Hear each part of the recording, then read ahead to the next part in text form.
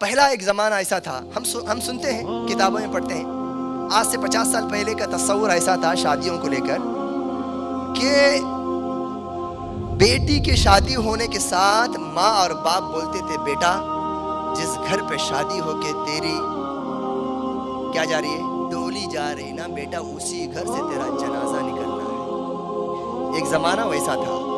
आज क्या, आज कैसे हो रहा है, हम अपने बेटियों की और बेटों के वकील बन जाते हैं, ओके, उनके बॉडीगार्ड बन जाते हैं। यहाँ पर हमें ये समझना है कि भाई हम अपनी बेटियों को शादी करके देने के बाद या बेटों के ज़रिए से किसी बहू को एक अपने घर पे लाने के बाद हमारे ऊपर क्या हुकूक, क्या जिम्मेदारियाँ होती हैं, और हमारे आजकल जो निज़ाम जो चल रहा है जिसकी वजह से इख्तिलाफात, छोटे इख्तिलाफात बड़े हो जाते हैं, इसके ऊपर बहुत काम करने की ज़रूरत है, सोचने की ज़रूरत है।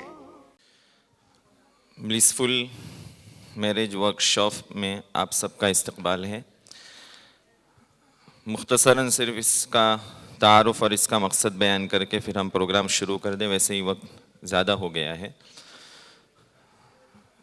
खुशगवार इज़्दिवाजी ज़िंदगी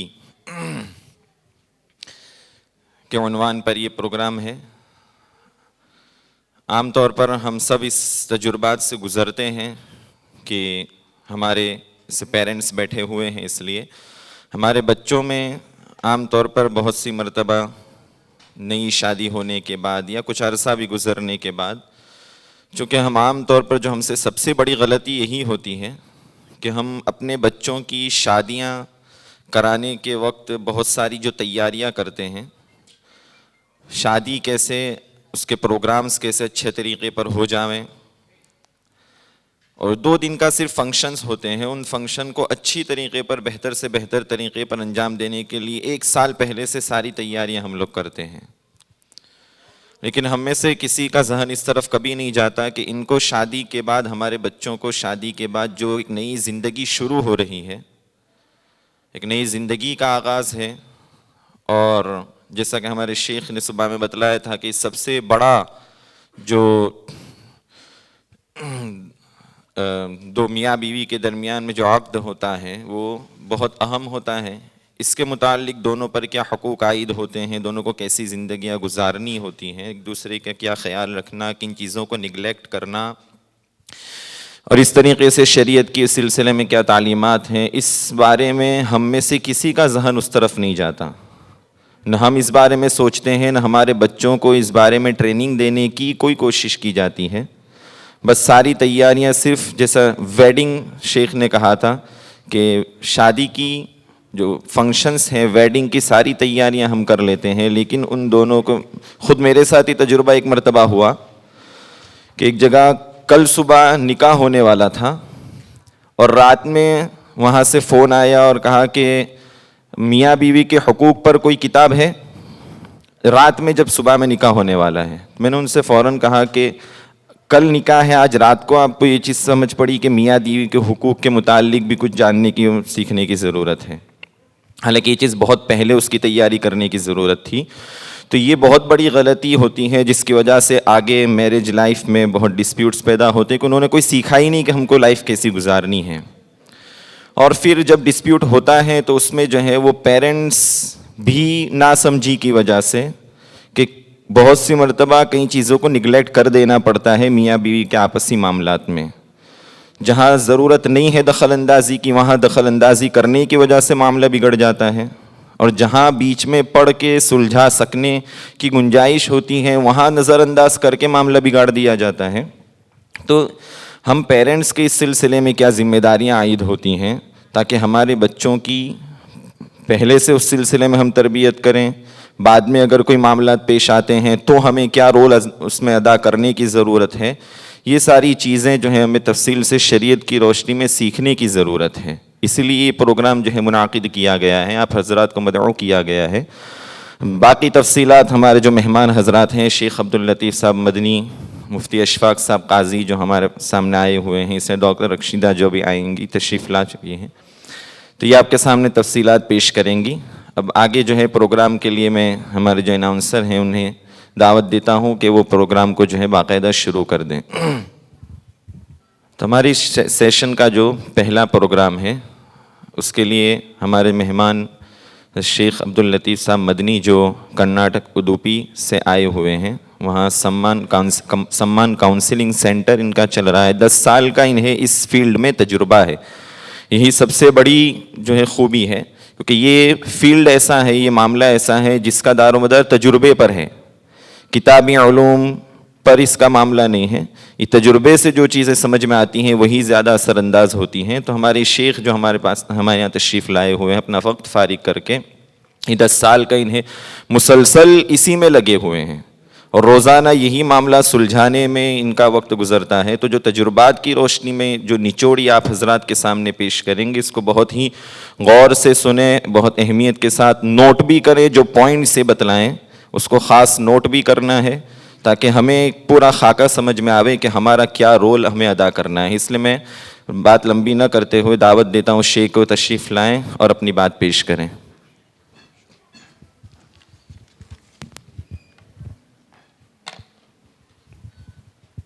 अस्सलामु अलैकुम वरहमतुल्लाहि वबरकातुह। हर तरह की तारीफ़ हम्दो सना अल्लाह रब्बुल आलमीन के लिए और खुसूसी दरूद व सलाम हो प्यारे नबी मोहम्मद सल्लल्लाहु अलैहि वसल्लम पर। अल्लाह की तारीफ़ और नबी पर दरूद शरीफ भेजने के बाद मैं शहर अहमदाबाद के उन सपूतों और उन जयालों और उन हस्तियों की या उन ऑर्गेनाइजेशंस की जो उनके पीछे हैं या उनके आगे हैं, उनकी मैं तारीफ़ करूँगा, उनकी हिम्मत की दाद दूँगा कि उन्होंने उस चैन को तोड़ा है, उन्होंने उस एडिक्शन को तोड़ा है जिस एडिक्शन में हम सब मुब्तला हैं, दीन के नाम पर, तालीम के नाम पर और तकरीर और स्पीच और बयानात और जलसा और जुलूस के नाम पर। और एक ऐसे बर्निंग इशू को लेकर यहाँ पर इन्होंने इस प्रोग्राम को ऑर्गेनाइज़ किया है जिसकी ज़रूरत हर एक को है। आप में से क्या कोई इस बात के लिए हाथ उठा सकते हैं कि जो ये कहे कि भाई मेरे घर में कोई झगड़ा नहीं है, मेरे ख़ानदान में कोई बच्ची या बच्चा जो है अज़दवाजी और मैरिटल लाइफ के परेशानी से गुज़र नहीं रहा है, मैं वो हाथ देखना चाहता हूँ। है कोई हाथ ऐसा? कोई मेरी माँ, कोई मेरी बहन, कोई मेरी जो है भाभी ऐसी हैं जो ये बोले कि मेरे ख़ानदान में कोई इख्तिलाफ या डिस्प्यूट नहीं है? ये तो बहुत दूर की बात है, मुझे मालूम है, मैंने कहीं भी ऐसा हाथ नहीं देखा। और मैं अपने बारे में जो भी इन्होंने कहा, देखिए मैं कोई बड़ा आलिम दीन या कोई बड़ा काउंसलर, साइकियाट्रिक फलां डका कुछ भी नहीं हूँ। अगर मैंने यहाँ पर ठहर कर आपके सामने पूरे डाटा के साथ, पूरे कॉन्फिडेंस के साथ बात अगर कर रहा हूँ तो मेरा एसेट क्या है मालूम है? फ़ोटोज़ दिखा सकते हैं कुछ? 2 मिनट, अच्छा 2 मिनट के बाद आपको फ़ोटो दे। मेरा एसेट ये है कि मैं और मेरी टीम ने, जिसमें 6-7 आदमी होते हैं, लॉयर्स हैं और डॉक्यूमेंट्स बनाने वाले हैं, शरीयत को जानने वाले हैं, फ़िक़्ह को जानने वाले हैं, इंडियन पर्सनल लॉ को जानने वाले हैं, साइकोलॉजी को जानने वाले हैं, एक पैनल है। और हम लोगों के मसाइल को कोर्ट कचहरी में जाने से रोकते हैं, गुंडों के पास जाने से रोकते हैं, आपस में झगड़ते झगड़ते छोटा सा झगड़े को बड़ा कर कर कोर्ट के चक्कर लगाने वाले से वहाँ जाकर अपने माल को, अपने चैन को, अपने सुकून को, अपने वक्त को, अपने पैसे को बर्बाद करने से रोकते हैं।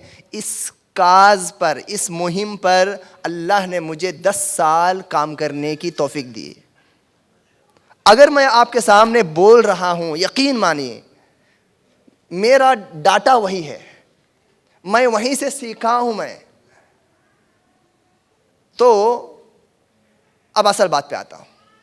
मैंने आपसे पूछा कि आप में से कोई है जिसके ख़ानदान में इख्तिलाफ नहीं? हाथ उठाइए। दूसरों की तो दूर की बात है मेरी बहनों, मैं जो इसके लिए रातों दिन काम करता हूँ, हमारे एक लेडीज़ की भी टीम है, मेरी वाइफ भी इसमें काम करती हैं और अल्लाह का फ़ज़ल है, अल्लाह से दुआ करता हूँ कि इस बात पर मेरा अजर ना काटे लेकिन हकीकत है, आपको मैं एहसास दिलाने के लिए बोल रहा हूं।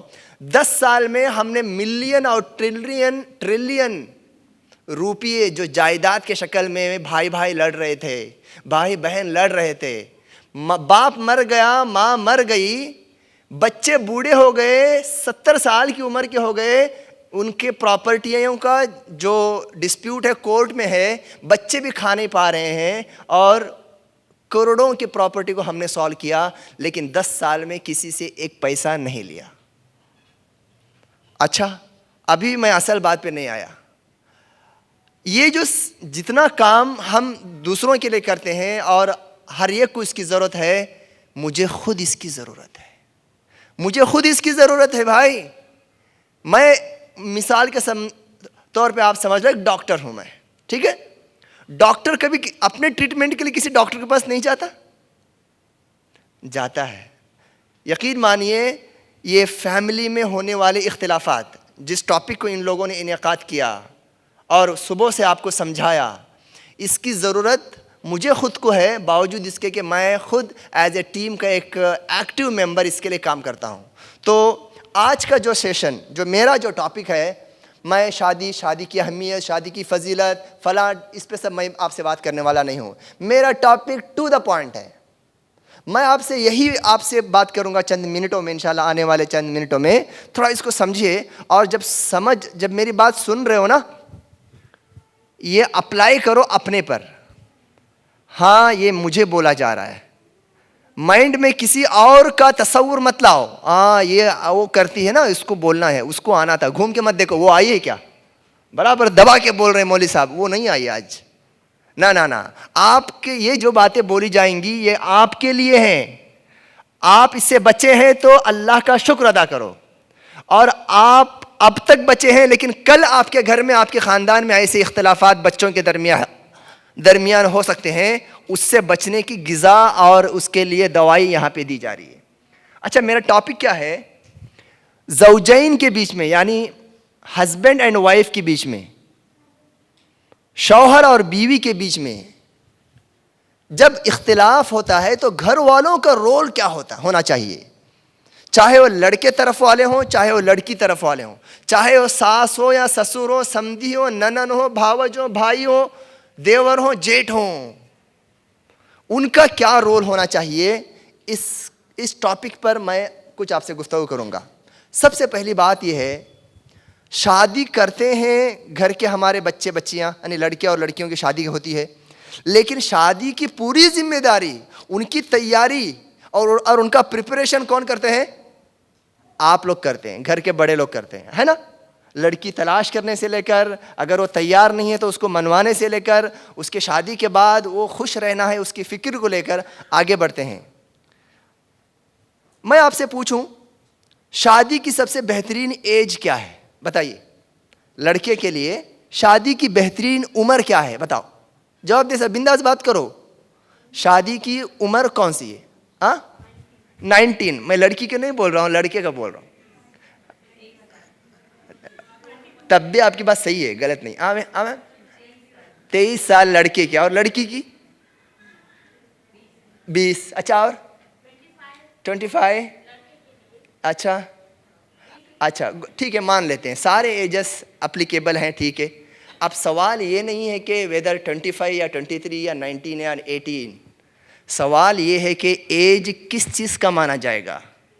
ये बदन की उम्र मानी जाएगी या उसकी दिमाग की उम्र मानी जाएगी?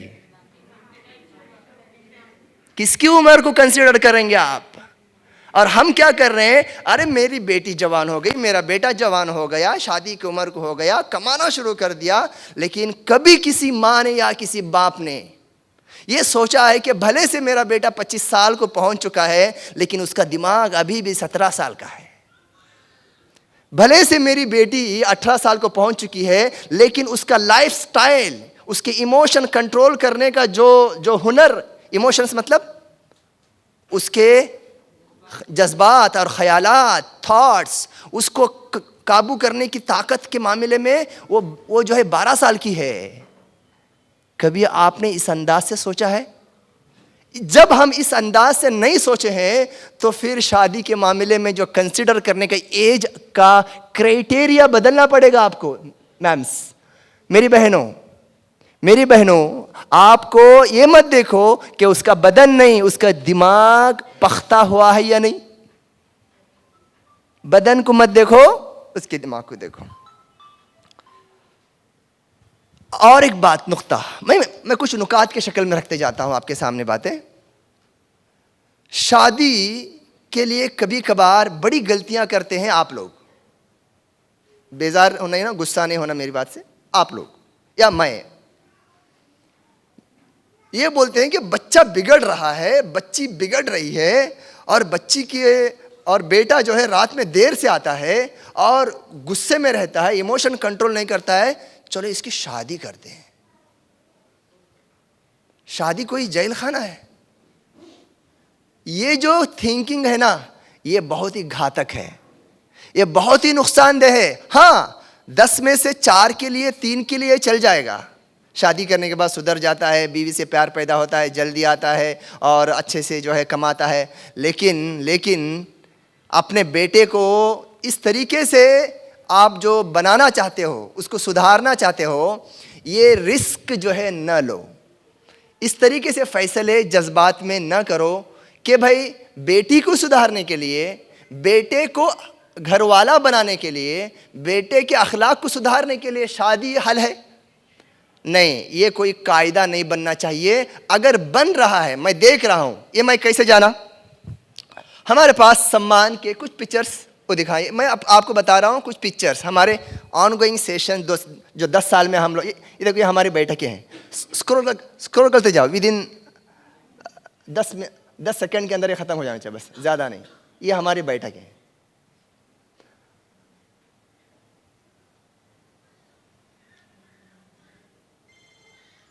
बस कर दे। अच्छा, मैं आपको इन बैठकों में जो लोग आते हैं, जो कंप्लेनर होते हैं या शिकायत करने वाले लड़की तरफ वाले या लड़के तरफ वाले आते हैं, हम जब उनसे बात करते हैं कि इख्तिलाफात क्यों शुरू हुए, कब शादी किया, शादी करने में जब वो नरेशन करना शुरू करते हैं ना अपनी हिस्ट्री, बहुत सारे पेरेंट्स के ज़बानी हमने सुना है, शादी करे सोच सुधरने के लिए। ये हमारा थोड़ा सा साउथ इंडियन ये एक्सेंट है। हमें शादी करे सोच सुधरने के वास्ते। ओके, वो खुद भी बिगड़ा था, साथ वाली को भी बर्बाद कर दिया और घर के दूसरे लोगों को भी परेशान कर दिया। तो ये जो मैं आपको पिक्चर्स यहाँ पे बता रहा हूं, ये कभी भी यहाँ पर सिर्फ लड़का और लड़की नहीं आते, हस्बैंड एंड वाइफ दोनों नहीं आते यहाँ पे काउंसलिंग के लिए। यहाँ पे काउंसलिंग के लिए हस्बैंड एंड वाइफ के साथ साथ सारे घर वाले आते हैं। अक्सर मौकों पर हमने देखा लड़की ऐसे ही बैठी हुई है खामोशी के साथ, बात नहीं करती। बात कौन कर रहा है? माँ बात कर रही है, बहन बात कर रही है, भाभी बात कर रही है, बेटा बात नहीं कर रहा है, उसका बड़ा भाई बात कर रहा है, उसका मामू बात कर रहा है। अगर किसी को थोड़ा कानून अगर मालूम है तो वो लॉयर बन जाता है। ठीक है ना? ये केसेस, ऐसे में घर के जो दूसरे मेंबर्स का रोल बड़ा क्रूशियल है। चलिए आगे बढ़ते हैं। शादी जब कराते हैं ना, हमें अब सोचना पड़ेगा कि भाई मेरा बेटा या मेरी बेटी शादी के लिए तैयार है या नहीं। अगर नहीं है तो शादी को पोस्टपोन करो। घर में नानी बीमार है, टिकट नहीं मिली, जॉब नहीं मिला, घर का काम हो रहा है, यार टाइम पे हॉल नहीं मिला, 6 महीना आप लोग आगे कर देते हो शादी के डेट्स को। बेटा थोड़ा सा बिगड़ा हुआ है, बेटी थोड़ा सा डिप्रेशन में है, बेटी में रात में सोने और सुबह में उठने का टाइमिंग का कोई ढंग नहीं है। क्या इस रीज़न को बना करके किसी माँ ने अपने बेटे या बेटी के शादी को पोस्टपोन किया है? क्यों पोस्टपोन नहीं किया?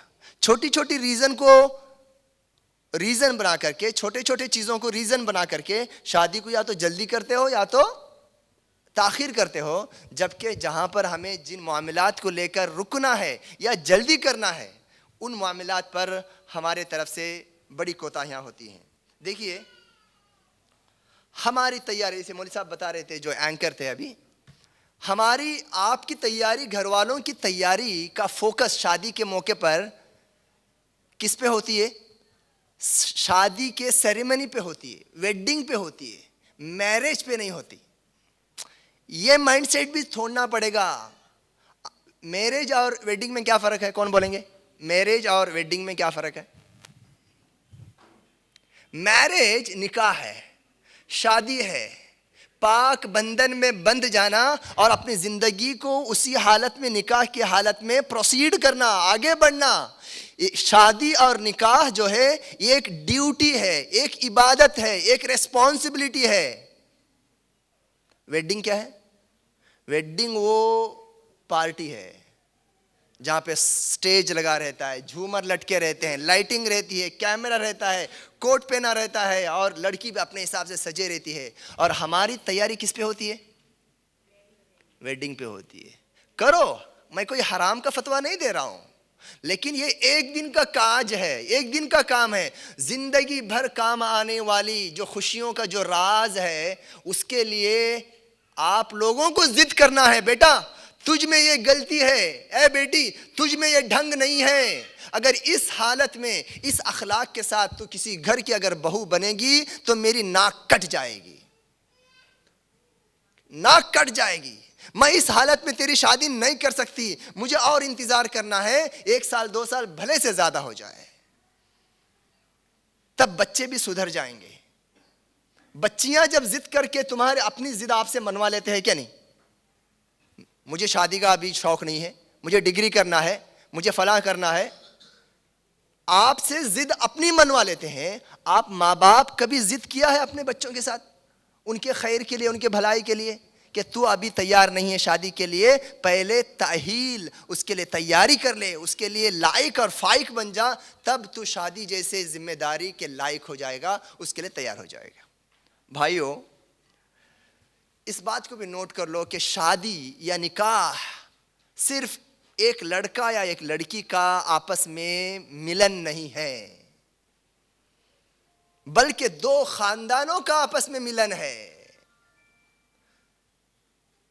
2 इंसानों के 2 बड़े मजमुआत का, जो 2 ग्रुप का आपस में कंट्रीब्यूशन है, कम्युनिकेशन है, उनके ताल्लुकात हैं। हाँ, प्राइवेसी इनकी है, ये लोग एक दूसरे के लिए हलाल हो जाएंगे, लेकिन आपस में समधियों का रिश्ता जो होता है ना, ये दुनिया का सबसे बड़ा नाजुक रिश्ता होता है।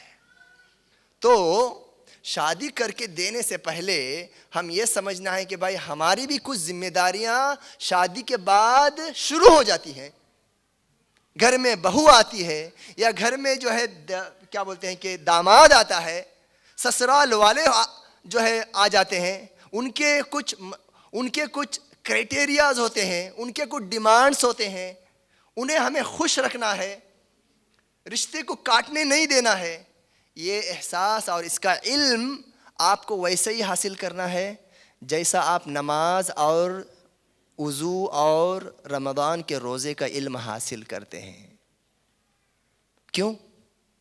जिस तरीके से नमाज नहीं पढ़ना गुनाह कबीरा है, जिस तरीके से बगैर वज़ू के नमाज पढ़ना गुनाह कबीरा है, रोज़ा नहीं रखना गुनाह कबीरा है, मेरा बेटा या मेरी बेटी, आपका बेटा या आपकी बेटी या आप समधियां आपस में अगर लड़ेंगे, किसी के हुकूक को अगर मारेंगे, आप अपने बेटी की तरफदारी करने जाकर रिश्ते को ख़राब करेंगे, अगर अपने बेटे की तरफदारी कर कर रिश्ते को अगर काटेंगे, ये भी हराम है, ये भी जो है गुनाह कबीरा है।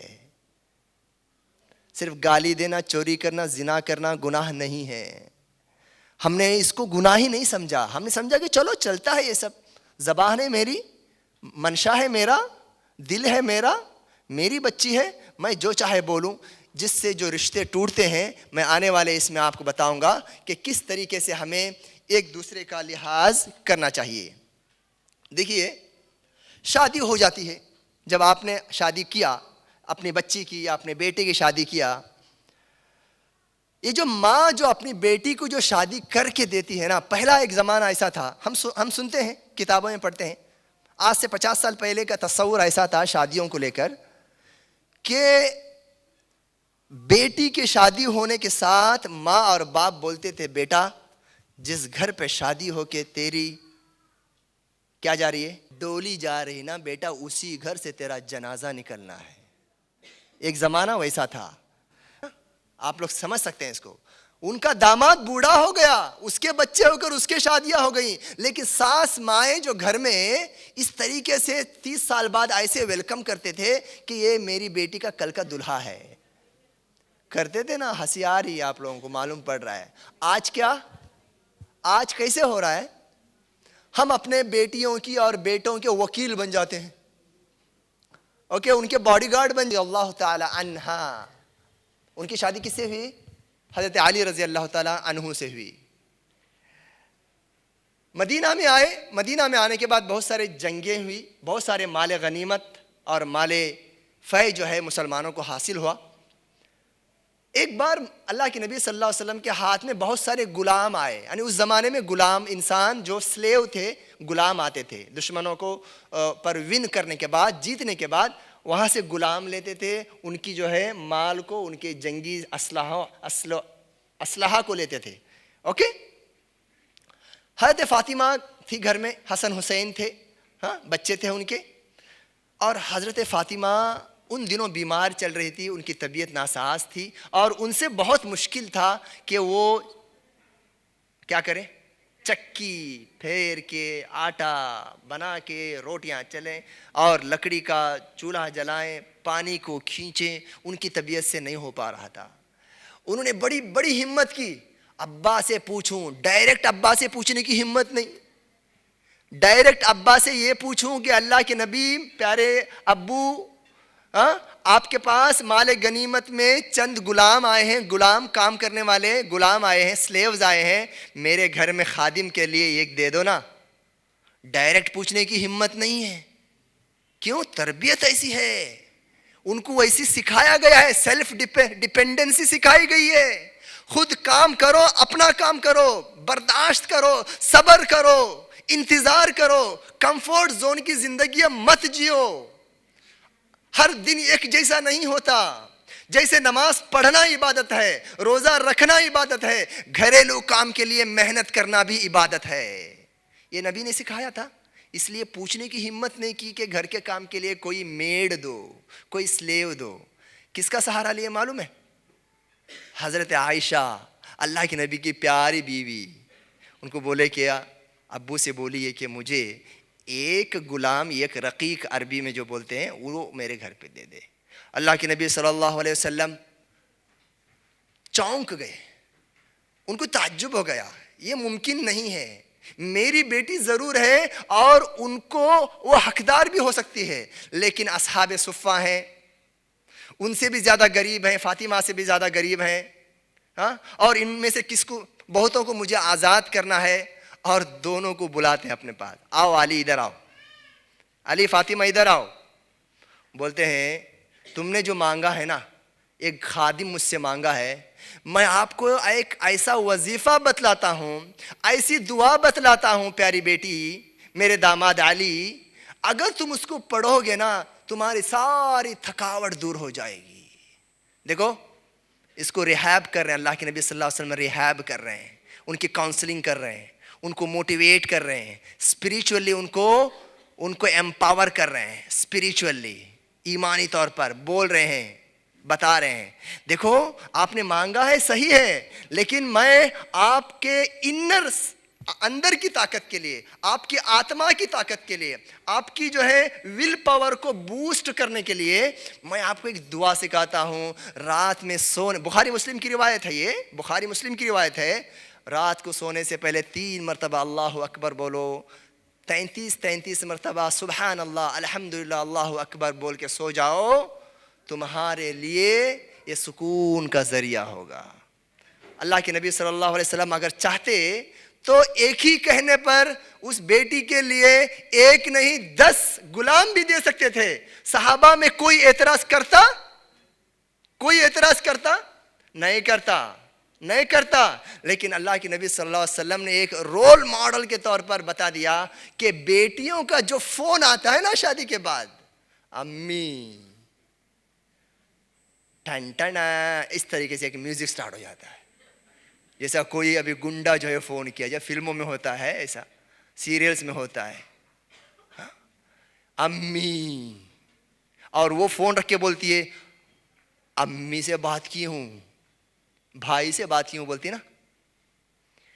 ये डराना शुरू कर देती है कि मैं अम्मी से बात की हूं, मैंने अब्बू से बात किया है। छोटे छोटे मसाइल पर, छोटे छोटे जरूरियात पर एक दूसरे के लिए डराना, धमकाना और उनको उनके ऊपर एक प्रेशर डालना शुरू कर देते हैं। और वो माँ भले से शादी करके दी है, लेकिन बेटी के साथ शादी करके देने के बाद भी ऐसा समझती है कि वो मेरे पल्लों में है, बेटी मैं हूं। छोटी छोटी बात अगर आती है कि मेरी माँ, मेरे घर में ऐसा हुआ, आज मुझे जल्दी उठना पड़ा, मेरे साथ जो जठानी थी मुझे ऐसा बोली, अच्छा ऐसा बोली, तू भी ऐसा बोल दे, तू भी वैसा बोल दे, तेरा भी जवाब ऐसा होना चाहिए। तेरे शौहर से पूछ बीच में इंटरफेरेंस देने के लिए, वो क्या सो रहा है, उसको समझ में नहीं आता, तेरा स्टैंड ले। ये जो यहां से जो रिप्ले जाता है ना माँ के तरफ से, ये सुबहान अल्लाह घरों को बर्बाद कर देते हैं। यानी अच्छी अच्छी बच्चियां, उनकी खराबी नहीं है, ये बहुत ही साफ दिमाग की बच्चियां हैं। ये फतूर, ये फितना, ये डायलॉग, ये बड़ी बड़ी बातें, ये माओ के इन्फ्लुएंस में वो बोलना शुरू कर देती हैं। और किसी घर में अगर ऐसा हो जाए, आमतौर पे होता है ना कि पहले दिन दामाद आए और दामाद थोड़ा सा एटीट्यूड था उनका अपना, उनका एक क्राइटेरिया था कि मैं घर पे जाऊं तो मेरे साथ ऐसा बर्ताव हो, लेकिन ससुराल वालों को नहीं मालूम था, इंटेंशनली या अनइंटेंशनली वैसा उनके साथ ट्रीट नहीं किया। या समधियों का, ससुराल वालों का नाराजगी पहले दिन थी। अब उस घर के अंदर पहले से कुछ वहां पर चिंगारियां हैं, समझ रहे हैं आप? शादी के बाद के दूसरे दिन से चिंगारियां शुरू हो गई, बस वहां पर थोड़ा सा पेट्रोल के छींटों के स्प्रे करने की जरूरत है। बस छोटी छोटी बातें इख्तिलाफात का जरिया बन जाता है। तो यहां पर हमें यह समझना है कि भाई हम अपनी बेटियों को शादी करके देने के बाद या बेटों के जरिए से किसी बहू को एक अपने घर पे लाने के बाद हमारे ऊपर क्या हुकूक, क्या जिम्मेदारियां होती हैं, और हमारे आजकल जो निज़ाम जो चल रहा है जिसकी वजह से इख्तिलाफात, छोटे इख्तिलाफात बड़े हो जाते हैं, इसके ऊपर बहुत काम करने की ज़रूरत है, सोचने की ज़रूरत है। आ जाता हूं, सबसे पहला नुक्ता जो मुझे और आपको समझना है, जानना है, ये जो डिस्प्यूट्स जो होते हैं ना हमारे दामाद और हमारी बेटी के दरमियान या हस्बैंड एंड वाइफ के दरमियान, इवन खानदान के समधियों के दरमियान, ये नेचुरल है, ये नेचुरल है। सारी दुनिया मिलकर एक जोड़ा बताए मुझे जो इस बात का दावा करे कि हमारी जिंदगियों में झगड़े ही नहीं है। मैंने सुबह में कहा था ये बात कि अगर कोई दावा करे तो बता दे कि भाई हमारी जिंदगियां झगड़ों से खाली हैं, ऐसा नहीं है। तो अगर हमने जहन में बना लिया और अपनी बेटी को शादी से पहले या शादी के बाद अगर बता दिया कि भाई बेटा देख, जिस रास्ते पे जा रही ना सवारी में, इसमें कुछ गड्ढे जरूर आएंगे, ओके, गाड़ी एकदम से जाएगी नहीं, कुछ वहां पर ऑब्स्टेकल्स आएंगे, रुकावटें आएंगी। कंफर्ट जोन का जो मेंटालिटी है वो लेकर नहीं जाना, कुछ तकलीफात आएंगी। बहुत बड़ा फर्क है एक मर्द और एक औरत के बीच में, बहुत बड़ा फर्क है। उनके अगर एहसासात हैं, उनके मशाइर हैं, उनके इमोशंस हैं, मर्द और औरत के बीच में बहुत बड़ा फर्क है। दोनों एक साथ अगर मिल रहे हैं, कॉन्फ्लिक्ट तो होगा। जब मैंने ये सोचा कि भाई जिस रास्ते से मैं सफर कर रहा हूं और उसमें गड्ढे हैं, तो अगर बीच में कोई गड्ढा आकर अगर मैंने थोड़ा ब्रेक लगा लिया या मेरी गाड़ी अगर गिरने को आई तो मुझे ताज्जुब नहीं होगा। इसलिए अपनी बेटियों को शादी से पहले ये बता दो कि शादी के बाद की जिंदगी बहुत ही प्रैक्टिकल है। मेंटली और फिजिकली और इंटेलेक्चुअली आपको तैयार होना है शादी से पहले। हम तैयारी नहीं करते, जैसे कि मैंने कहा था कि हम तैयारी करते हैं 1 दिन के फंक्शन या 2 दिन के फंक्शन की तैयारी करते हैं। शादी के बाद जो हर दिन होने वाला फंक्शन जो होता है घरों के अंदर, जो जिंदगियां जी जाती हैं, उसके लिए हम अपने बच्चों को नहीं बताते, नहीं सिखाते, ना हमारे पास कोई उसका सिलेबस है, ना हमारे लिए हमारे दरमियान ऐसे कोई ओरेटर्स हैं, ना स्पीकर्स हैं। मैं इसीलिए बधाई देता हूँ अहमदाबाद के इस ग्रुप को, जिन्होंने इस प्रैक्टिकल टॉपिक पर कुछ बुलवाने के लिए कुछ स्पेशलिस्ट को मदऊ किया। ये आपका एक मुहिम है जो इंडिया के, हिंदुस्तान के कोने कोने तक जाएगी। यहाँ पे भले से वो नहीं आए, लेकिन ये भी देखेंगे कि भाई ये भी कुछ टॉपिक है क्या जिसके ऊपर बोला जाना चाहिए, सुना जाना चाहिए। देखिए, इख्तिलाफात और झगड़े जो तुम्हारी बेटी के साथ होंगे या तुम्हारे घर में आने वाले बहू के साथ तुम्हारे अनबन जो होंगे ना, ये नेचुरल है। इसको ज्यादा अपने दिल पे मत लो, ये रत्ती को हत्ती मत बनाओ। अल्लाह के नबी सल्लल्लाहु अलैहि वसल्लम का घर भी इससे खाली नहीं था। कभी गौर किया इस पे? हजरत आयशा रदियल्लाहु ताला अन्हा अल्लाह के नबी सल्लल्लाहु अलैहि वसल्लम पर जब नाराज होते थे, हजरत आयशा जब नाराज होते थे, अल्लाह के नबी बोलते हैं, आय आयशा, मुझे मालूम पड़ता है कि तुम कब मुझसे खुश रहती हो और कब मुझसे तुम नाराज रहती हो। कौन बोल रहे हैं बात?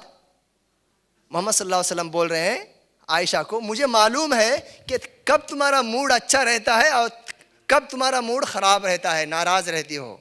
हज़रत आयशा ने पूछा कि वो कैसे अल्लाह के नबी, आपको वो कैसे मालूम पड़ता है? हाँ, मालूम पड़ता है। वो कैसे? जब तुम मुझसे खुश रहती हो तो क्या बोलती हो? कसम है मोहम्मद के रब की। कोई बात को प्रूव करने के लिए, किसी बात को साबित करने के लिए, किसी बात को स्ट्रेस देने के लिए कसम खाते हैं ना, तो रब किसका बोलते हैं आयशा खुश रहने में?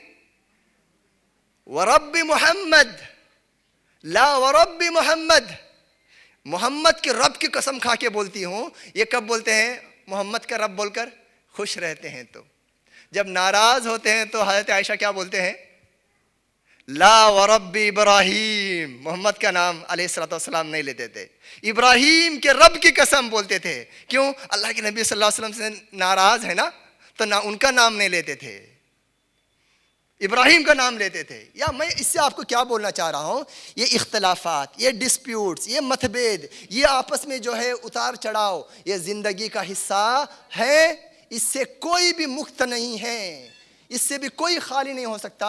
इसलिए अपनी बेटियों का जब फोन आता है ना आपको, या आपका बेटा आपसे जब शिकायतें करता है अपनी बीवी के बारे में, तो उसको बोलो कि बेटा यही जिंदगी है, खुद इसको सॉर्ट आउट करना, खुद इसको सॉर्ट आउट करना, हर बात को बाहर नहीं बतलाना। तुम शादी हुए हो मैच्योरिटी के बाद, एक उम्र को आने के बाद। तुम छोटी उम्र में शादी नहीं हुए हो, तुमने डिग्रियां किया है, दुनिया सीखा है, एक आदमी के साथ किस तरीके से डील किया जाता है, कैसे नेगोशिएट किया जाता है, कैसे फॉरगेट और फॉरगिव किया जाता है, ये तुमको नहीं सिखाया गया। ये अगर माँ अगर बेटी को बोलेगी ना, वो बेटी दूसरी मर्तबा फ़ोन करने में 10 बार सोचेगी। शौहर की शिकायत करूँ तो माँ डांटना शुरू करती है, तो क्या शिकायत करेगी वो? फिर अंदर जाके खुद जो है सेल्फ डिपेंडेंट हो जाएगी, सेल्फ डिपेंडेंट हो जाएगी। हमेशा मैं एक बात कहता हूँ, घर वालों की मिसाल, यानी कि स्पाउसेस के बीच में, ज़ौजैन और हस्बैंड और वाइफ के बीच में घर वालों की मिसाल एक नमक जैसी होनी चाहिए। बस खाने में नमक, हाँ, नमक में खाना नहीं, खाने में नमक की जैसी होनी चाहिए, नमक में खाने की जैसी नहीं होनी चाहिए। ठीक है? उसकी मिसाल मैं देता हूं। बहुत सारे केसेस हमारे पास आते हैं, असल में मामला दोनों का है, और वो भी बेडरूम का मामला है, बहुत ही सीक्रेट मामला है। और आके मजलिस में लड़ कौन रहे हैं, एक दूसरे को उंगली कौन दिखा रहे हैं, एक दूसरे को बाहर देख लेता हूं बोल के कौन बोल रहे हैं? घर के दूसरे लोग लड़ रहे हैं। ओके? ऐसा लग रहा है कि इन्होंने एक दूसरे का माल खाया है, एक दूसरे के साथ नाइंसाफियाँ की है, और यहाँ पे हमको पूछना पड़ता है, ये भाई आखिर झगड़ा किसका है? सेंटर में आए हो, काउंसलिंग के लिए आए हो, झगड़ा किसका है? तुम्हारे दोनों की कोई रेवलरी है क्या? पुरानी दुश्मनी है क्या?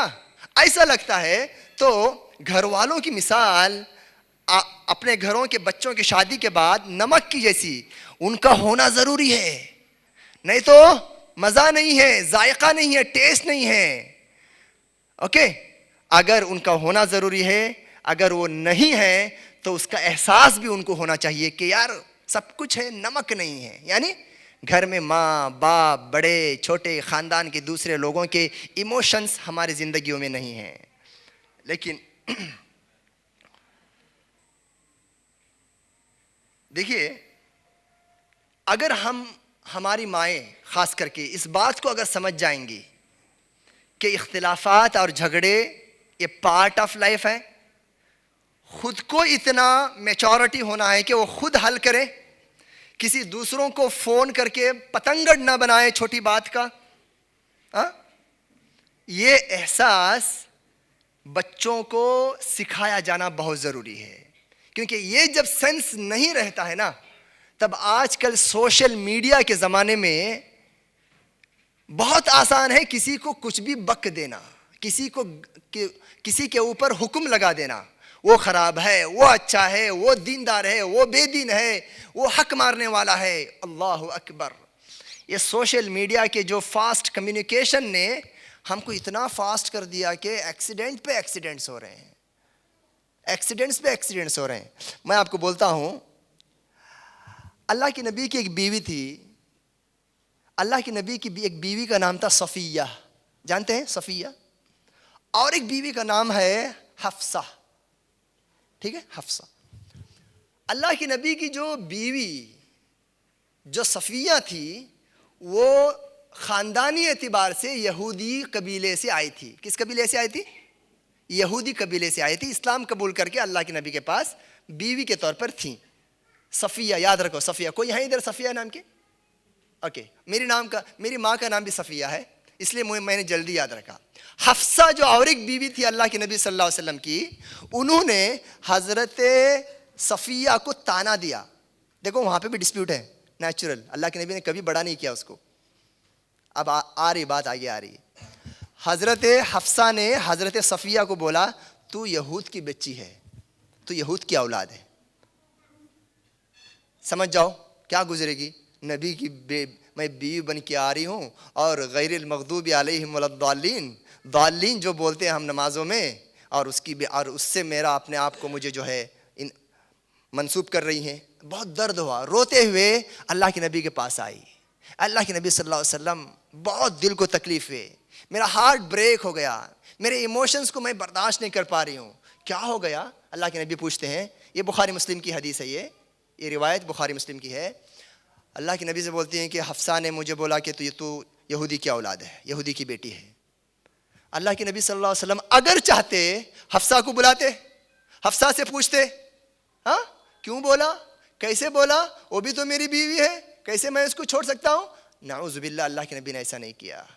हफ्सा तक पहुँचे भी नहीं अल्लाह के नबी सल्लल्लाहु अलैहि वसल्लम, उल्टा सफ़िया को पास बुलाए, ऐ सफ़िया तुम क्यों इतनी नाराज़ हो, क्यों तुम इतनी परेशान हो? इन्नकी लइब्नतु नबिय्यिन, अरे तेरा मकाम मर्तबा इतना बड़ा है, तू एक नबी की बेटी है। मतलब हज़रत इब्राहिम से मिलता है ना, यहूदियों का कुंबा जो है हज़रत इब्राहिम या हज़रत हारून से मिलता है ना।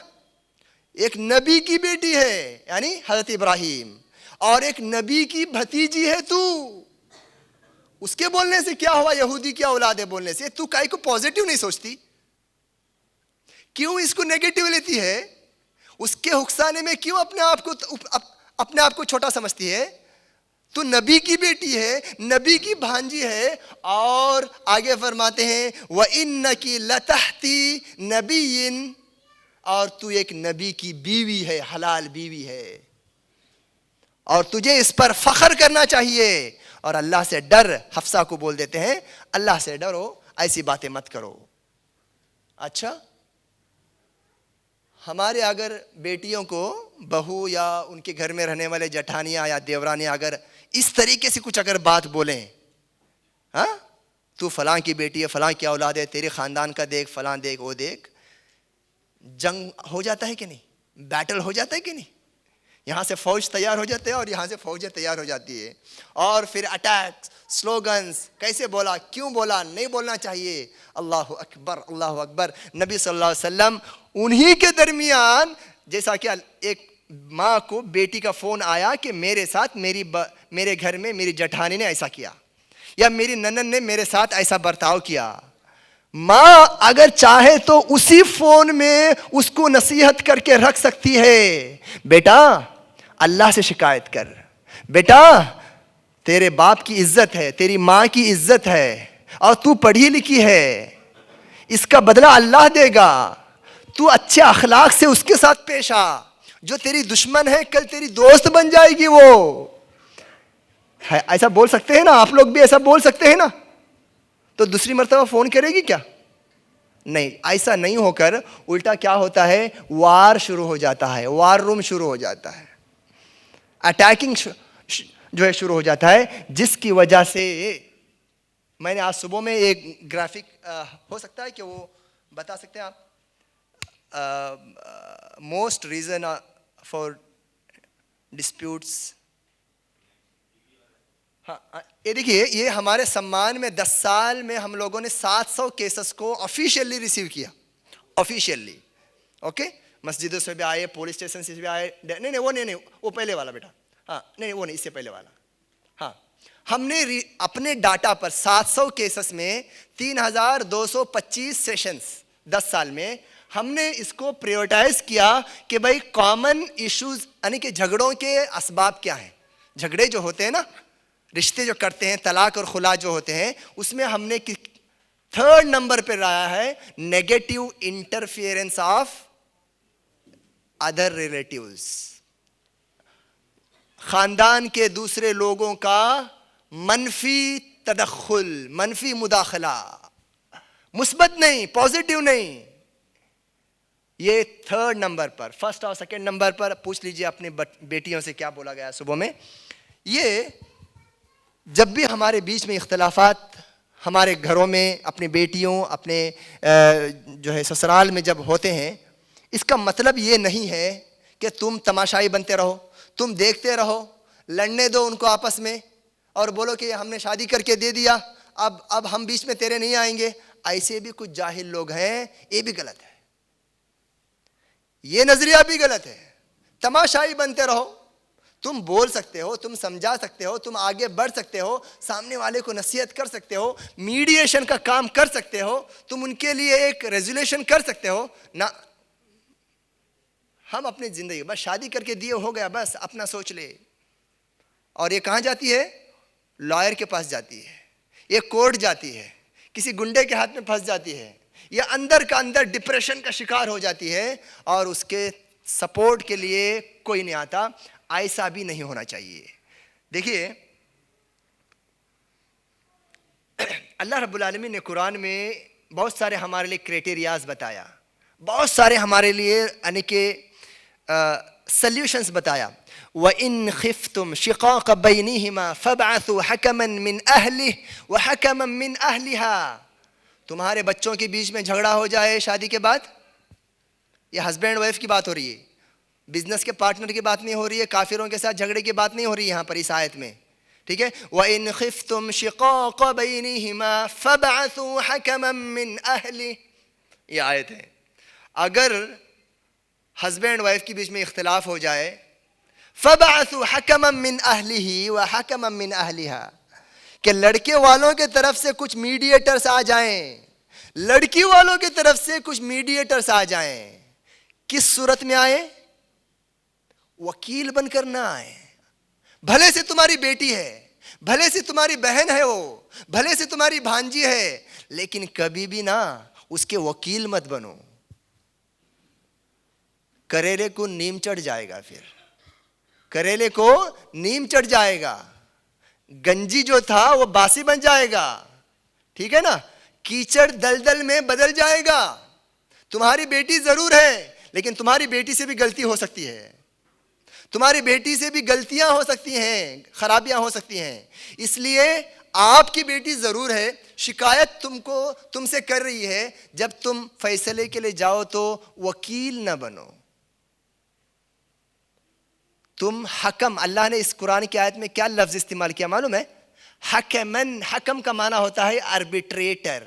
आर्बिट्रेटर जो दूसरों की किसी एक तरफ का हिस्सा नहीं लेता, किसी एक तरफ का साइड नहीं लेता, बल्कि उसके साथ जाता है और दोनों अंदाज से उन बातों को समझता है। मैं कुछ आपको सरसरी तौर पर कुछ आयतें, कुछ अहादीस पेश करता हूं कि एक हदीस सबसे पहले पेश कर दूं, जिसमें अल्लाह के नबी सल्लल्लाहु अलैहि वसल्लम ने फरमाया, मुस्लिम शरीफ की हदीस है, इन्न इब्लीसा यदअु अर्शहु अलल मा।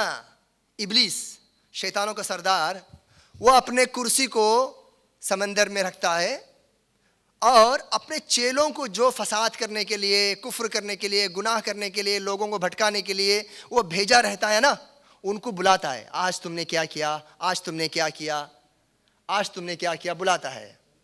और हर आदमी आके, हर इब्लीस, हर शैतान आके बोलता है कि मैंने उसको जानी बना दिया, मैंने उसको चोर बना दिया, मैंने उसको डाकू बना दिया, मैंने उसको बेनवाजी बना दिया।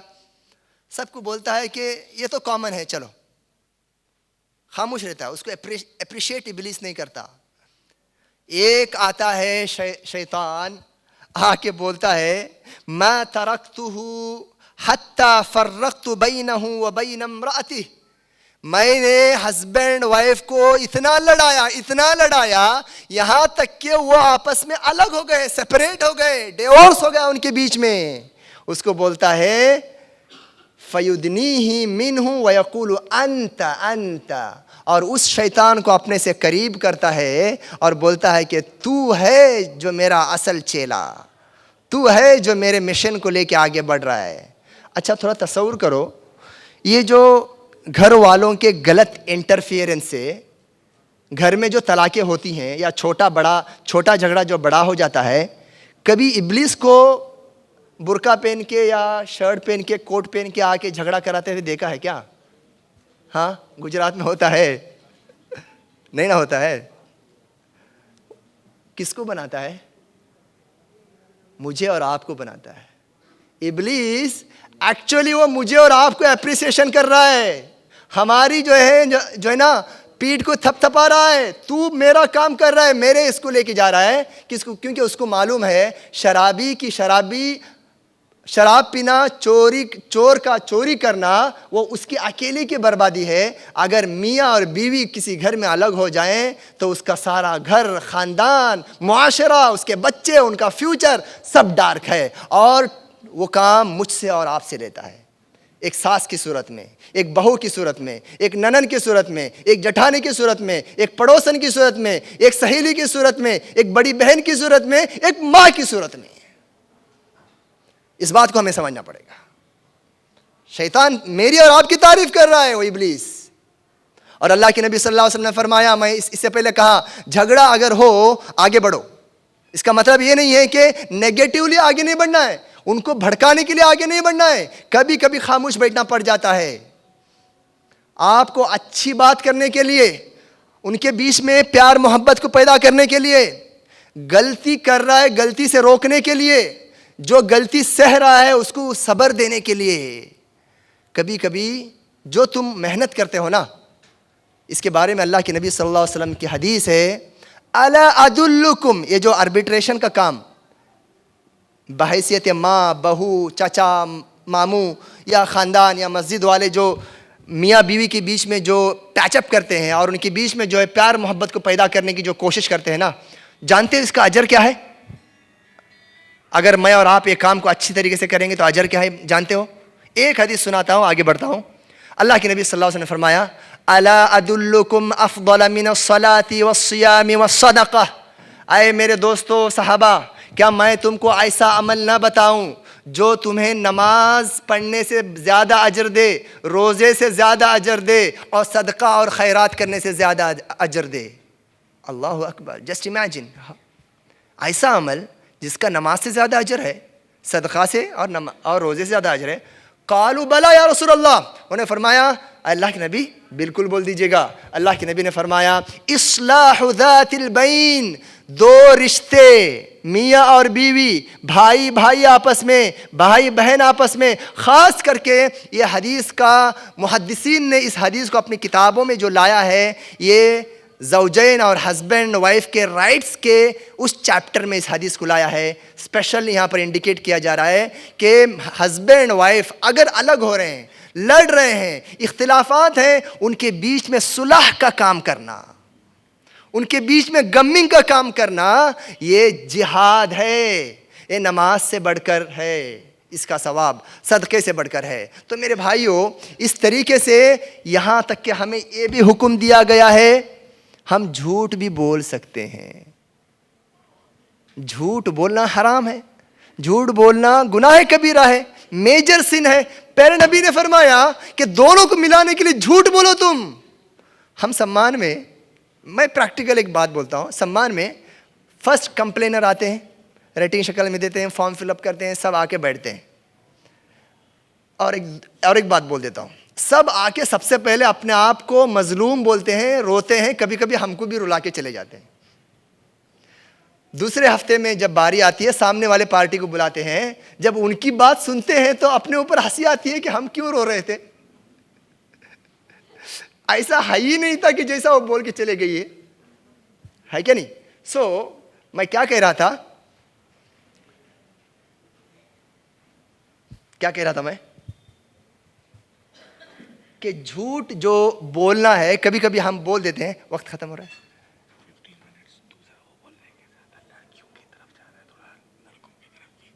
ओके, अब ओके, झूठ कैसे बोलते हैं? हम भी बोलते हैं, हम बहुत बड़े ऐसे झूठे हैं वैसे, एक हिसाब से अगर बोला जाए, यानी हम ऑर्गेनाइज अंदाज से झूठ बोलते हैं हम लोग।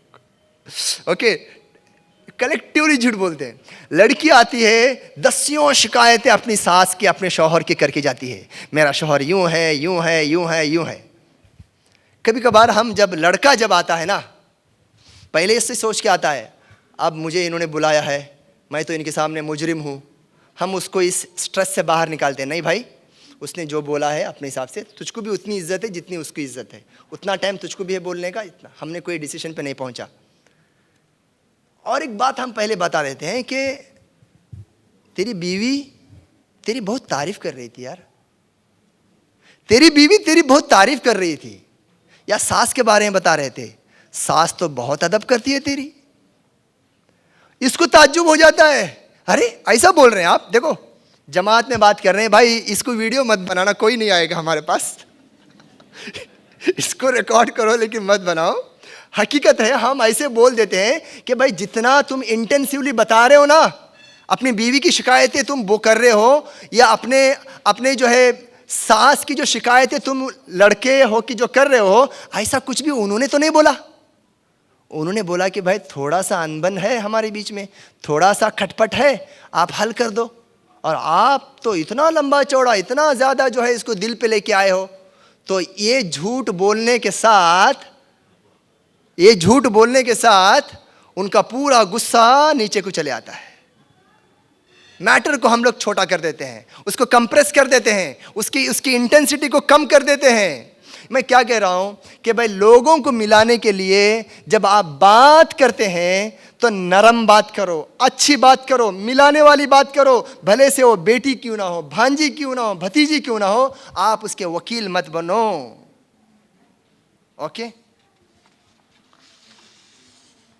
अब मैं मुख्तसर तौर पे क्या प्रोसेस होना चाहिए घर के अंदर अगर मेरा भाई और मेरी भाभी का झगड़ा चल रहा है, या किसी के बेटे का अपनी बीवी के साथ रिश्ता अच्छा नहीं बन रहा है। तो हमारा पहली बात तो ये है कि इखलास बहुत ज़रूरी है, फसाद की नीयत ना हो। और हमारा ये मानना है इखलास में सब अच्छे हैं, किसी की इखलास में शक नहीं कर सकते। वैसे भी हम किसी की इखलास में शक नहीं कर सकते, जज नहीं कर सकते किसी को। अल्लाह और बंदे के बीच का मामला है इखलास, ठीक है। लेकिन सिर्फ इखलास के रहने से यहाँ पे काम नहीं चलता है। इखलास के साथ उस लड़के के भाई को या बाप को मालूम होना चाहिए कि मुझे हिकमत भी बहुत ज़रूरी है। जब हम बात करें, जब आपका भाई, मैं मर्दों की तरफ भी थोड़ा इशारा कर रहा हूँ, जब आपका भाई या आपका बेटा अपनी बीवी के बारे में शिकायतें कर रहा है ना, तो सबसे पहले उसको आप लोग तसल्ली दो, एंडोर्स करो, नसीहत करने मत जाओ एकदम से। नसीहत करने बाद में जनरली हम क्या करते हैं, कोई भी हमारे पास कोई शिकायतें लेके आता है तो हम इंटरफियरेंस जो करते हैं, पहले उसकी बात थोड़ी सुनते ही हम उसको नसीहत करना शुरू कर देते हैं। देख भाई ऐसा कर, तेरे से ये गलती हो रही है, शायद तुझसे ये कमी हो रही है। नहीं, ऐसा नहीं करना। पहले उसको सुनो, उसको तसल्ली दो, उसको दिलासा दो, हाँ, तेरे साथ ज्यादती हो रही, तू परेशान है, मैं तेरे साथ हूँ। जब उसका आधा स्ट्रेस उसका ख़त्म हो जाएगा कि किसी ने मेरी बात को सुना तो कम से कम, वो जो फैटिग और वो डिप्रेशन में था ना कि कोई नहीं सुन रहा है, मुझे कोई भी मेरे बारे में जो है ना अच्छी बात बोलने के तैयार नहीं है, जैसा आपने उसकी बात को सुन के उसको आपने तसल्ली दिया, फिर बाद में नसीहत करो। हमारे में क्या होता है मालूम है, चाचा को सिर्फ नसीहत करने ही आता है, सुनने नहीं आता। अब्बू को सिर्फ डांटने ही आता है, नसीहत करने नहीं आता। इमाम साहब को, मौलवी साहब को सिर्फ तकरीर करने आता है, उसकी परेशानी सुनने के लिए 10 मिनट नहीं निकाल सकते खामोशी के साथ।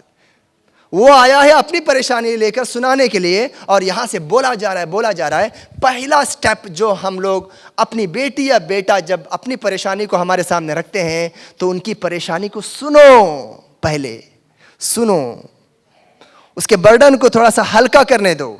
उसके बाद एक होते हैं इमोशंस और एक होते हैं हकीकत, एक होते हैं जज्बात और एक होते हैं हकीकत। उसके अंदर फर्क करना। जज्बात में किसी का फैसला नहीं करना। अल्लाह के नबी सल्लल्लाहु अलैहि वसल्लम ने फरमाया, मेरी बहनों इधर सुनो थोड़ा सा, अल्लाह के नबी ने फरमाया कि ला यहकुमु अहदुकुम बैन इस्नैन व हुवा गदबान।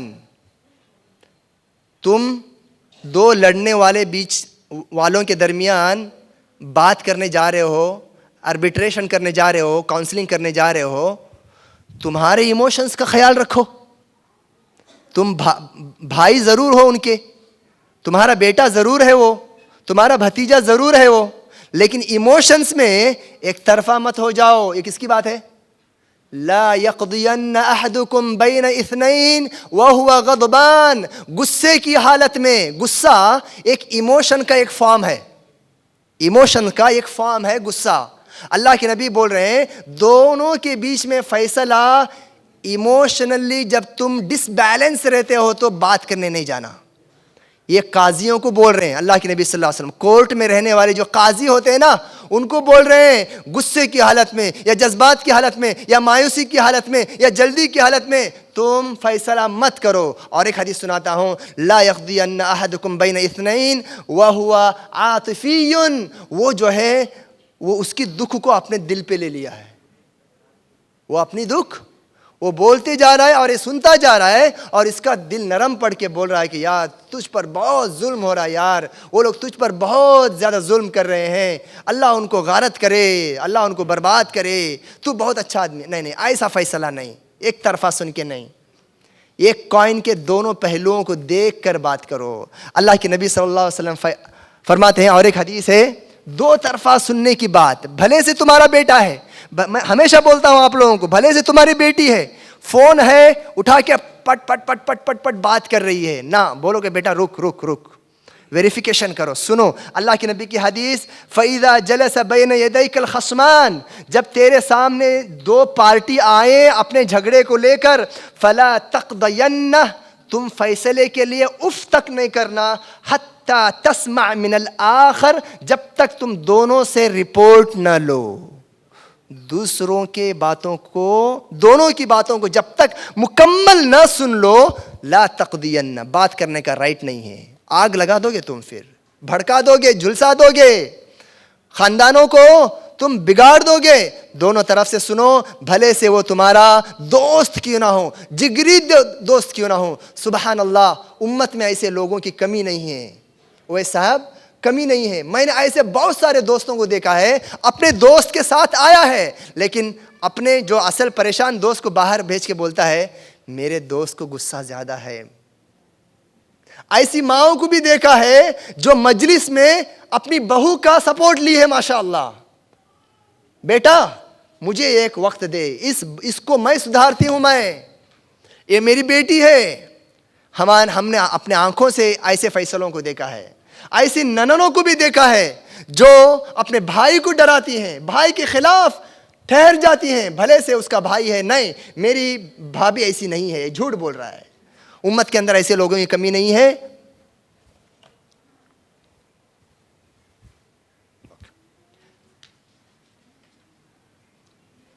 बात दोनों तरफ से सुन के किया जाए, और बात जब करने के लिए जब कोई आदमी आगे बढ़े ना, तो उस आगे बढ़ने वाला आदमी कौन हो। जरूरी नहीं कि हर बेटी की तरफ से, हर बेटे की तरफ से उसका बाप ही बात करे, जरूरी है ना।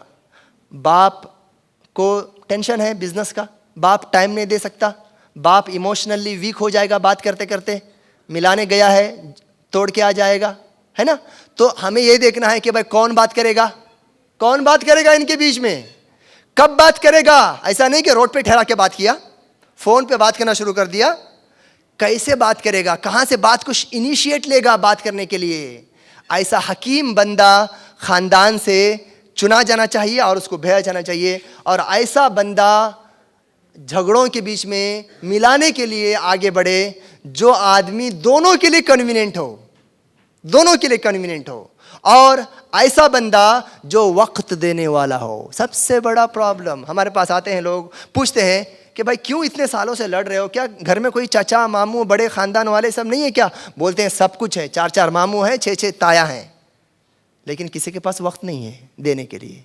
ये वक्त देने वाला हो, भले से वो तुम्हारा रिश्तेदार भी क्यों ना हो, लेकिन तुम्हारे लिए वक्त देने वाला हो। और आखिर में उसका क्राइटेरिया ये होना चाहिए, वो राज को छुपाने वाला हो, बात को बाहर बतलाने वाला ना हो, अपने सीने में बातों को रखने वाला हो। ऐसे आदमी को आर्बिट्रेटर या बीच में तस्फिया करने के लिए बुलाना चाहिए। 2 मिनट मेरे बाकी हैं, चंद मसाइल हैं, सिर्फ हेडलाइन बोल देता हूं। इंशाअल्लाह ताला मेरे वीडियोस में भी आप इसको देख सकते हैं, मैंने ऑलरेडी से बात किया है। नंबर 1, सास या ससुर की खिदमत करना बहू पर वाजिब है या क्या है।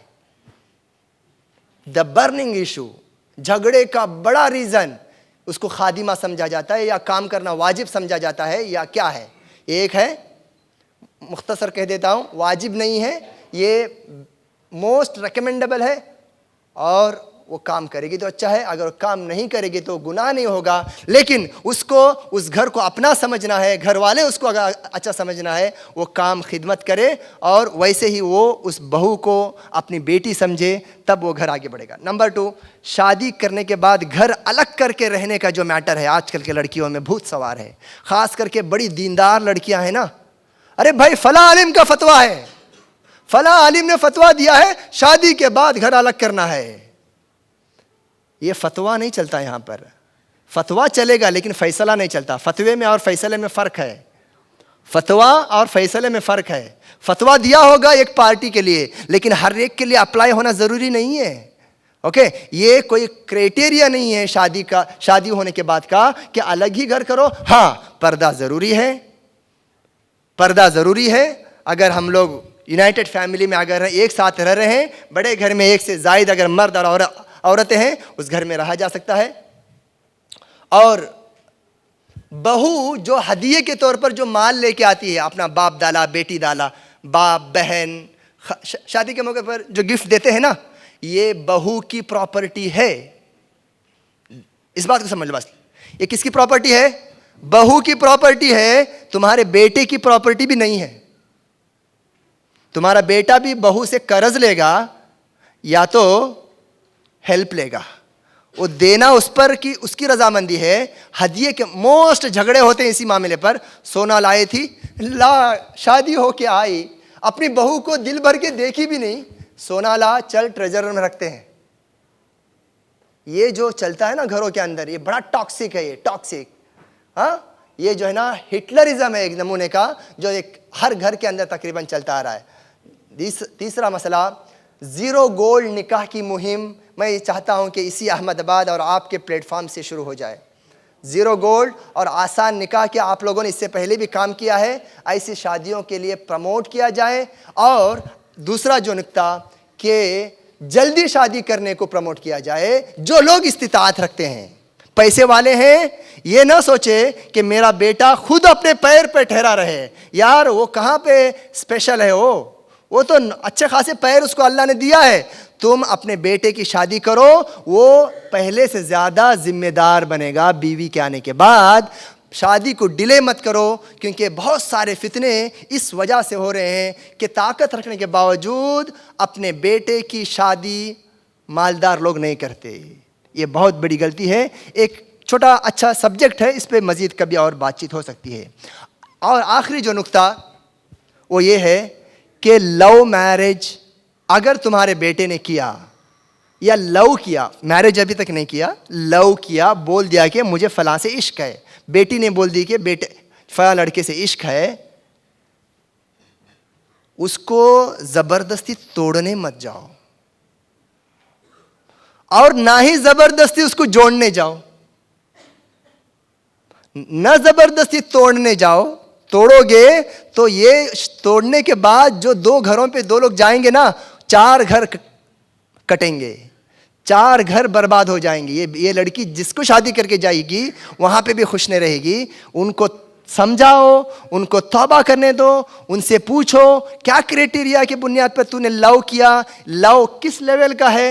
ये सारी काउंसलिंग के बाद में वक्त दो, उनको समझाने के बाद सही लगा तो शरीयत के हिसाब से निकाह करके दे दो। यहाँ तक के बड़े एहतराम के साथ बोल रहा हूँ, अगर किसी के बेटे ने या बेटी ने, आज के ज़माने में हो रहा है ना ये, मैं इस बात को बोलने में ये नहीं समझता कि नहीं बोलना चाहिए। यार हो रहा है आंखों के सामने और तुम नहीं बोलो बोले तो कैसे होगा। एक आँख के सामने आँख बंद करके अगर ये बोले कि पानी है, लोग बेवकूफ़ समझेंगे। मैं एक आपके सामने बात बता रहा हूँ कि बहुत सारे लोग शादी से पहले किसी की बेटियां नाउज़ु बिल्लाह प्रेग्नेंट हो जाती हैं। हमारे पास केसेस आते हैं। ऐसे मामले में भी आप लोग गुस्से के साथ, ज़बरदस्ती के साथ फैसले मत करो। उनको तौबा, उनकी नसीहत, उनको वक्त, उनके साथ काउंसलिंग, उनके साथ नरमी का मामला करते हुए वक्त लेकर आगे बढ़ो। ये बहुत ज़रूरी है, वरना दोनों को बचाने जाकर 4 घर कल के दिन बर्बाद हो सकते हैं। ओके, अल्लाह से दुआ है कि अल्लाह रब्बुल आलमीन, किस किस को ज़िक्र करूं, इस हमारी बैठक को कबूल करें। और हम लोगों में जो माएँ माशाअल्लाह देखो तादाद है, आया है, देखो सुभान अल्लाह, मोस्ट सक्सेसफुल है। ये इतनी बड़ी उम्र की औरतें इस उम्र में आके इस जो है एक ड्राई टॉपिक को सुनने के लिए बैठी हैं। मेरा तो दिल भर आया और मैं अल्लाह का शुक्र अदा करता हूँ कि ये शऊर अहमदाबाद के ऐसे लोगों में दिया है। अल्लाह, अगर ये शऊर अगर आगे बढ़ेगा तो शादियाँ कामयाब होंगी, बच्चों की तरबियतें अच्छी होंगी, बच्चे जो है अच्छे तरीके से पलेंगे, खुशियाँ फैलेंगी और मुस्लिम कम्युनिटी एक डार्कनेस से एक ब्राइटनेस के तरफ इंशाअल्लाह ताला आएगी। अस्सलामु अलैकुम व रहमतुल्लाहि व बरकातहू।